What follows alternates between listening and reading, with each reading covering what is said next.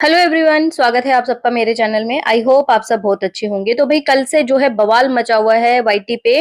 Recording जिसमें सुमित महल का नाम लिया जा रहा है कि सुमित इतना गंदा है, सुमित नीच इंसान, शादी के बाद ऐसा करना चाहता था, सुमित मिला हुआ था। तो एक्चुअली काफी सारे लोगों ने शायद वो रिकॉर्डिंग सुनी होगी और काफी सारे लोगों ने नहीं सुनी होगी।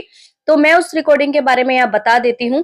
मेरे पास पहली बात तो वो रिकॉर्डिंग नहीं है, लेकिन मैंने वो रिकॉर्डिंग जो है वाईटी पे सुनी थी। रिकॉर्डिंग में सिर्फ और सिर्फ 3 लोग थे। एक तो लप्पू, एक जगत दीदी के भाई छेनू और प्लस थर्ड जो रिकॉर्डिंग करती थी इनकी मीडिएटर। यहाँ पर लप्पू और जो छेनू है ये दोनों आपस में बात कर रहे होते हैं।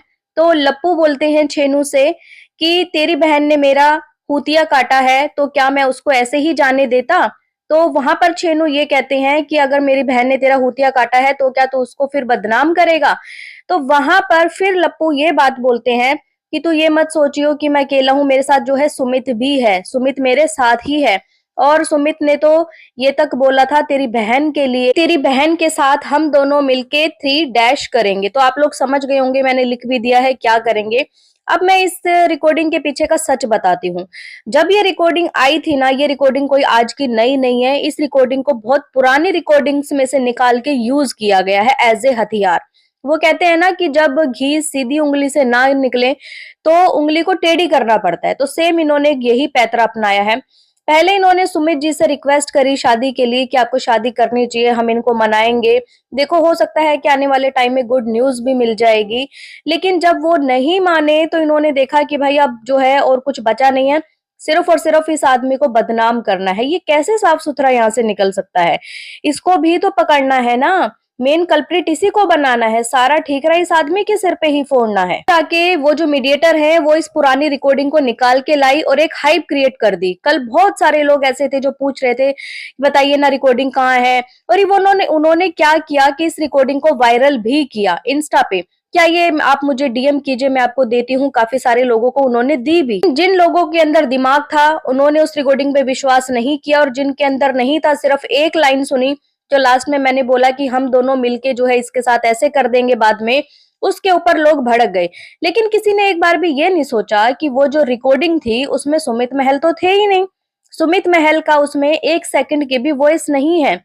तो मुझे ये चीज समझ में नहीं आई कि लप्पू के ऊपर लोग इतना ज्यादा विश्वास कैसे कर रहे हैं। यही वो दीदी है, यही वो मीडिएटर है जो आज से पहले बोल रही थी अरे नहीं नहीं ये झूठ बोल रहा है, इसकी बातों में कोई सच्चाई नहीं है। अगर ये इंसान पहले झूठा था तो आज सच्चा कैसे हो गया। अब साफ है कि आप अपने अकॉर्डिंग किसी को भी झूठा बोल के उसको झूठ बोल दो, अगर वो किसी को जो है उसकी सच्चाई सामने ला रहा है, और अपने अकॉर्डिंग ही उसको बोल दो कि भाई ये जो है अब सच बोल रहा है। पब्लिक कैसे माने, उसमें जब सुमित महल की वॉइस ही नहीं है तो क्यों उस रिकॉर्डिंग को वायरल किया गया। लेकिन हमारी जो जगत दीदी है ना, एक्चुअली वो फ्रंट पे नहीं आ रही हैं। उनको जो है सारी स्क्रिप्ट दी जाती है, क्योंकि जब उन्हें बोला गया आप लाइव आइए, पहले वो लाइव आई, दूसरी बार बोला गया कि आपको जो है लोगों से माफी मांगनी चाहिए, ऐसा करना चाहिए दीदी, आप मांगो, ऑडियंस बोल रही है आपको माफ करेगी, ऑडियंस साथ है। दीदी फिर लाइव आई, लेकिन दीदी अपने दिमाग से बिल्कुल नहीं चल रही। दीदी को पता ही नहीं चल रहा कि भाई जो आपने लोग यहाँ पर बिठा रखे हैं ना, वो आपकी छवि को यहाँ सुधार नहीं रहे, इवन उसको और ज्यादा बिगाड़ रहे हैं। बोला जा रहा था कि सुमित महल बहुत अच्छे इंसान है, सुमित महल को शादी करनी चाहिए, सुमित महल को स्टैंड लेना चाहिए, सुमित को ऐसा करना चाहिए। मुझे यह चीज समझ में नहीं आ रही कि रातों रात ऐसा क्या हो गया। अगले ही दिन सुमित महल जो है मेन कल्प्रिट साबित कर दिए गए। बोला गया कि सुमित महल बहुत गंदा इंसान है, सुमित महल तो बड़ा नीच है, सुमित तो ऐसा करना चाहता था, सुमित तो उससे मिला हुआ था। और उधर से लप्पू ने जो एक लाइव की थी, लाइव में उसको थैंक्स बोला। उसने एक्चुअली उनको नहीं, बहुत सारे लोगों को थैंक्स बोला। और उसने थैंक्स किस लिए बोला कि मेरा साथ दिया और मुझे इस फेज से निकाला। इस फेज से मतलब जिस टाइम पे लप्पू ने सुमित को फोन किया था उस टाइम पे लप्पू जो है अपनी जान देने वाला था। तब जाके सुमित ने बोला कि देखो तुम ये सब चीजें मत करो, तुम जाके तुम अपना पक्ष रखो, भाई तुम्हारा क्या है अपनी ऑडियंस को बताओ, अपनी ऑडियंस से जाके बात करो। तो सुमित ने इसमें क्या गलती कर दी थी। बात कर लेते हैं दीदी जी की। तो ये सब चीजें जो है शायद दीदी जी करवा रही हैं कि सुमित को बदनाम किया जाए, क्योंकि मुझे मेरी इमेज को क्लीन करना है। तो देखिए यहाँ पे किसी के भी कहने से किसी की इमेज कभी ना तो क्लीन होती है और ना ही खराब होती है। आज से पहले लप्पू कम्युनिटी डाल डाल के कुछ कुछ बोल के डायरेक्टली लोगों को बोलता रहा, लेकिन लोग क्या बोलते थे कि ये झूठ बोल रहा है, ये ऐसा है वैसा है। तो लप्पू तुम जो है ना प्रूफ दो, तुम्हारे पास क्या प्रूफ है। तो जब उसने जाके चैट दिखाई तब जाके लोगों को पता लगा कि सच में यार अफेयर था। और उसके बाद जो है दीदी जी की इमेज खराब हुई। तो ऐसा नहीं है कि आप किसी की रातों रात किसी की इमेज क्लीन कर दोगे और इमेज क्लीन करने के लिए किसी और इंसान को आप इतना गंदगी में डाल दोगे। इंसान अगर नहीं बोल रहा है तो इसका ये मतलब नहीं है कि भाई उसने वो चीज की है। और आने वाले टाइम में शायद सुमित आएंगे, क्योंकि सुमित की जो एक फ्रेंड है कांचा, जिनका चैनल है, उन्होंने रात को भी वीडियो बनाई थी, रात को भी उन्होंने यही चीजें बोली थी कि प्लीज उसको परेशान करना बंद कर दो, वो इस टाइप का इंसान नहीं है जैसा तुम सोच रहे हो। और रही बात कैमरा पे आने की, तो वो कैमरा शाई पर्सन है, उसका कोई व्लॉगिंग चैनल नहीं था। लेकिन एक बात तो सच है, वो इंसान जो है आज बेचारा कहीं ना कहीं बहुत ज्यादा डिप्रेशन में होगा, क्योंकि वो कभी कैमरे पे नहीं आना चाहता था। उसने सोचा था कि चलिए मैं एक चैनल बनाता हूँ जिससे लोगों को बताया जाए कि भाई मेरा रियल चैनल ये है, कोई मेरे नाम का ऐसे गलत तरीके से यूज ना करे। वो बेचारा सगाई करने के बाद आया और अब जो है उसका फेस भी रिवील हो चुका है, तो अब लोग उसको कर रहे हैं भाई ट्रोल। उसके पास कोई चारा नहीं है। और मैं खुद सुमित महल से ये कहूंगी कि उसको अपने चैनल पे आके लोगों के सामने सारी बात क्लियर करनी चाहिए कि क्या सच है क्या झूठ है। लोग भी उस रिकॉर्डिंग को सुन के सुमित सुमित कर रहे हैं, तो वो लोग ये क्यों नहीं सोच रहे कि जो लप्पू है, जिस टाइम पे ये सारी चीजें हुई थी, वो तो इतना ज्यादा पागल था उस टाइम पे, उसके दिमाग पे इतना पागलपन सवार था, उसको कोई दिख नहीं रहा था दीदी के अलावा।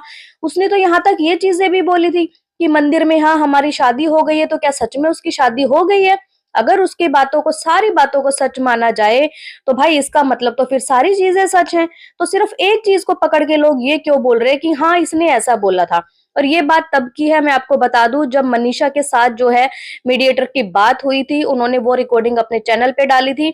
जब उधर से मनीषा को गुस्सा आया था, तो तब की ये बात है, ये कोई आज की नई ताजी बात नहीं है। इस रिकॉर्डिंग को जो है दोबारा से निकाला गया है और सिर्फ दीदी जी की इमेज क्लियर करने के लिए। चीज यहाँ पे समझ नहीं आ रही कि अगर दोनों इंसान मूव ऑन करना चाहते हैं, इधर से लप्पू भी अपनी फैमिली के साथ मूव ऑन कर रहा है धीरे धीरे, जो भी चीजें हैं वो सोशल मीडिया पे इस तरीके की कम्युनिटी या चीजें अभी नहीं लेके आ रहा, और दूसरी वाली पार्टी जो दीदी जी की है वो भी माफी मांग के जा चुकी हैं, तो जो लोग हैं, जो दीदी की तरफ के लोग हैं, वो लोग शांत क्यों नहीं बैठ रहे?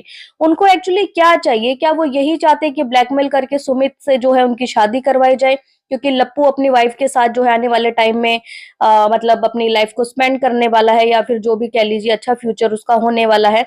क्योंकि मुझे नहीं लगता लप्पू वापस जाएगा, लेकिन लोगों का कहना यह है कि अगर उसको हरी झंडी मिल जाती है तो वो जरूर जाएगा। एक सच ये भी तो है ना कि आप किसी को ब्लैकमेल करके किसी की शादी तो करवा सकते हो, लेकिन उसके दिल में वो जगह उसको कभी नहीं मिलेगी, क्योंकि शादी एक्चुअली होती है दिल से। ऐसा नहीं कि आपने 7 फेरे ले लिए शादी हो गई, वो शादी तो है, लेकिन दिल से शादी या दिल से अपनाना वो चीज कभी नहीं हो पाएगी। इस बस लास्ट में मेरा यही कहना है कि वो जो रिकॉर्डिंग थी उसमें सुमित महल नहीं थे, सुमित का सिर्फ नाम लिया था लप्पू ने।